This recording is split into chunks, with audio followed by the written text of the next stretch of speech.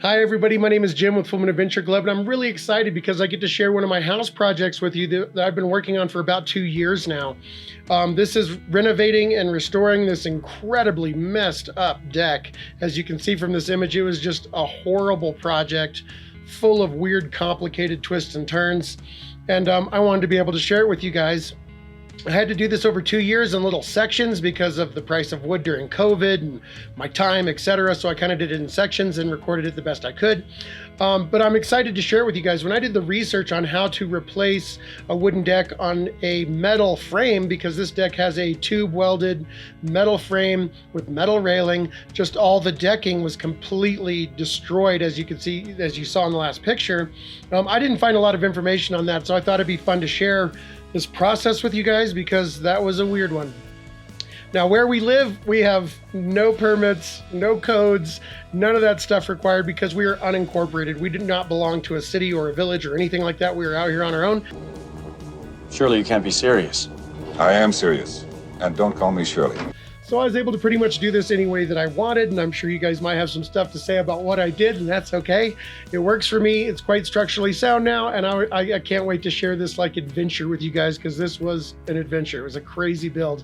If you happen to be interested in any of the weird lights and stuff that I added to the deck throughout the video or at the end, I will put a link in the description below that'll take you to that stuff on Amazon, just in case you're interested. But that being said, let's get into this insanely weird deck remodel. And this thing was in really, really rough shape. As you can see, it was just a total disaster. Nice metal frame, but all the wood on top was just a crazy, crazy mess. And I think what happened here is they used some kind of repurposed bowling alley wood. You can see metal going through these strips. But I think they got a hold of some old bowling alley wood or something and put that up there and then put shingles over the top of it to make a waterproof space underneath. But then when that started to fail and disintegrate, instead of tearing it all out and replacing it, they just laid another deck on top of it using 2x4s laid flat on 2-foot centers. And of course, the shingles and everything else that was left up there just created a moisture barrier and just held water and rotted the entire thing out. And you can see they did not, they had staggers and joints where there were no bracing for the metal. It's just it's amazing that everything stayed up there as well as it did. But this is just going to be a huge mess of a job in order to rip all of this out, kind of check the metal structurally, and then go on top of that with something else. Now, most of these spans were about 4 feet at the maximum. And so we're going to kind of first just work on demoing all of this out. But what a mess that is. Just wild job under there. This is what the top of the deck looks like. And I put down some plywood in this section because it was sturdy enough to support a little bit of weight. But despite what you think from looking at the bottom, the top, because it was rough cut 2x6s on the top, you could walk on this. I wouldn't recommend it, and it was pretty scary. I tried to avoid it whenever possible, but you could walk on this deck. And so what we're gonna do is just kind of go through and try and pull all of this stuff off and work on the next problem. So here we go. First of all, one of the big challenges was all these screws were not weatherproof screws, and so they were all rusted, they were all stripped, all the wood was rotten, and so I had to just pry most of these out one at a time because they all just kind of spun in the wood. So that was a really big part of the process, was just trying to release all of these screws so that I could kind of pull some of these boards up individually. And I ended up filling an entire 5-gallon bucket with old rusty screws over the process of this entire removal. Now, this is a pretty sketchy job, really. The demolition was the scariest part because you can see all this stuff's rotted out. I'm using plywood and different things to distribute my weight on the 2x6s I was on, but this is about a 20-foot drop, and so it was definitely no joke and kind of hair-raising at times just being out that close to something that was being held up by a hope and a prayer. So then we get into the removal process of the boards, after I had most of the screws out. And like I said, I was just moving around plywood to kind of distribute my weight to be on the safer side. It feels a lot sturdier than it looks, but that was a pretty long process just because I was trying not to just cut out all the wood. I wanted to be able to save some of these pieces after we were done because I was going to kind of use them for some different projects. But this is about where we stopped for a little while until I ripped the rest of it out. And I used some of the old material to make some cool tables around the house and, you know, some old benches for the fire pit and stuff like that, just so I could repurpose some of that lumber. We go and pick up some of our real wood, and I do the first section I didn't record a lot of because I was really excited, but it was pretty simple, 10 footers that I just put straight across all the way to the end and then kind of sectioned it off because we were going to have to wait a while to do the rest of it. And I made a little mini deck just because I was excited to use the space at all. Now, once we had a delivery of the rest of our wood, there was a whole nother problem that we were going to have to address. As you can see from where the old deck was built so many years ago, where it joins to the house, there were a lot of really strange issues that we had to address because there were a lot of water penetration points, a lot of weird connection issues that we had to address, just sealing everything up before we could kind of move on to attaching the new deck to the house. And so what we had to do is kind of clean that area up, make a little wood scaffolding that was temporary, just 2x6s laid across the metal so we could walk around carefully. That's kind of unsafe because they're not, you know, you can see they're counterleaved. If you step on the edge, you're going to flip the board up and go straight down. But what we did is we made that little temporary area so we kind of work off that, and then we got to work actually sealing that section of the house, cutting everything off flush using a lot of wood putty filler, a lot of elastomeric caulking, and some paint and stuff like that, just so we kind of had the house itself sealed up before we removed access to that area by attaching our floor joists, you know, for the 2x6s and stuff like that, the 2x4s rather. And so we got this all painted up. Of course, it rained on me. And then once that was done, we started laying down basically our 2x4s that was going to be the structure for the 2x6s going on top. Now we used treated 2x4s on 16-inch centers here, which I'm sure is going to get me some flack online, but I'll talk about that in just a minute once I kind of explain how we're doing all this. And I just laid these out roughly on 16-inch centers and then kind of made sure they were on 16 where they needed to be as I laid the bores on top. And we're just kind of going in between loosely laid down materials. We kind of secured the end of them to keep them roughly where they needed to be. And then I went through and put down the first 2x6s, making sure that I kind of measured and screwed these in to so that they were on 16-inch centers. And then I just kind of flowed from there. Once I had these 2x6s at least tacked down and somewhat, you know, secured into place, I was able to go through and then lift up all the boards that we've been kind of walking around on, because now I had a more stable base and structure to work off of. When it comes to using the 2x4s for my deck joists, I wanted to use 2x6s because there are some 4-foot spans there in between the metal framework, and you should probably be using 2x6s, but it would have raised the level of the deck because I cannot adjust the metal frame. It would have raised the level of the deck using 2x6s to a really weird height for the railing, my front door, for a lot of different reasons. So I went with treated 2x4s and made sure that each one started on top of a metal substrate, you know, on top of the metal frame, and then just attached them all together on 16-inch centers. And it is solid as a rock, you guys. So what are you gonna do?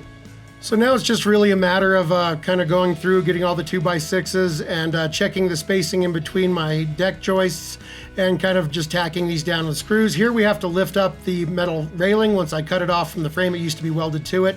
And once we lift that up, we're able to kind of slip some of our boards underneath it in order to raise it to the right level and then attach it to the deck. Now you'll notice on the right side of the frame here, you can see those boards, those deck joist boards are counter-levered out past the railing about 2 feet. And what I decided to do is not cut those off flush, and in there I decided to keep those and actually take the entire deck out 2 feet past the railing so that I could put some stuff on it, like solar panels or plants or anything else. It's just a cool shelf out there.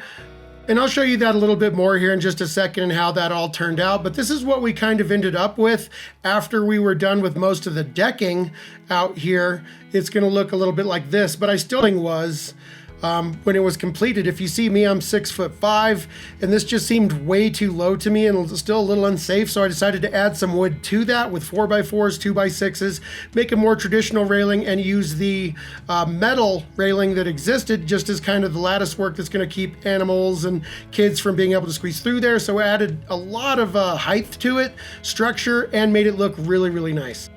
Now we decided to go with black for the railing system, and then a solid based stain that's gray for the decking itself. And once we had a platform built, I decided it was time to go ahead and paint the front of the house, which I'd been dying to do forever. And so that kind of made everything look a little bit cleaner there. Once we had all that done, and we have the wood railing here, that I decided to go ahead and put some LEDs underneath. So I went ahead and got these, drilled holes going through the 4x4s, and then basically just used the sticky backing up underneath the 2x6 after they were painted to put this nice LED light system in place, which has been a lot of fun. I really enjoy that. Any color, any ambiance, you can change the mood of the deck. It lights up the deck really nice. Then I had these solar powered little LED flame lights that I put on top of the 4x4s, which I think turned out cool. I really like the way they look. I think it just gives it kind of a medieval feel to it, so I really enjoy those as well. And so this is kind of the deck so far with everything kind of put together. Now let me show you what was going on with the counter levered section that I left on there, which is not code, but I put a 2x4 underneath there so I could kind of tie all of the boards together and kind of make them work together to give it a little more structure and a little more strength. You can see me in my comfy slippers there walking on it. I'm a giant guy, and this doesn't flex or move at all. Then I took some angled steel, flattened it out with a hammer, attached that to the posts, and also attached the post to the railing at the top. And if you'll notice here at the bottom, I also used 4x4 metal plates to attach to the wood of the deck, and then attached that to the metal railing, and then added those, those steel brackets on every single one. And it is solid as a rock. I can stand on that thing. I can jump over it. I could run into it full speed. I wouldn't go anywhere. It turned out all very solid. And this 2x2 overhang, this 2-foot overhang, is just perfect for solar panels and potted plants and stuff like that. I really like leaving it on there. I think it was pretty cool. And then a company called Luminary LEDs online wanted me to do a review for so many of their LEDs that it kind of took on a life of its own and got a little out of control with the LEDs, but you can go crazy colors, or you can just make it one color and very chill or white. They're great deck lights. And we've just really been loving the way it all turned out. I could not be happier. Everybody's been having a really good time on it. We got to have a couple of little parties and stuff, and it's just been a long journey and a crazy one to get this thing built, but I really love the way it all turned out. And I might have a few more tweaks to do to this guy. Still have to paint the metal railing lattice and a couple of other things to address, but I think all in all, it was a pretty good success. And now winter is here, and so we're gonna have to wait to finish the rest of it until next year, but I couldn't wait that long to share it with you, so I really hope you enjoyed it. Well, there you go, guys. I'm sure there were some mistakes that I made along the way, but I really like the way it turned out. It's incredibly sturdy, very stable. The railing is very stable. I love the way it turned out. There are two things that I think that I kind of missed that I wish I had done looking back at the footage, and that would be to put some waterproof butyl tape on the top of the 2x4s before I put the 2x6s across, just to make them last a little bit longer, even though they are, pressure treated wood. And also I forgot to paint certain sections of the metal before I built the deck on top because I just got excited and completely forgot. But I still think the metal's probably gonna outlast the wood that I put down, so I'm not too concerned about it.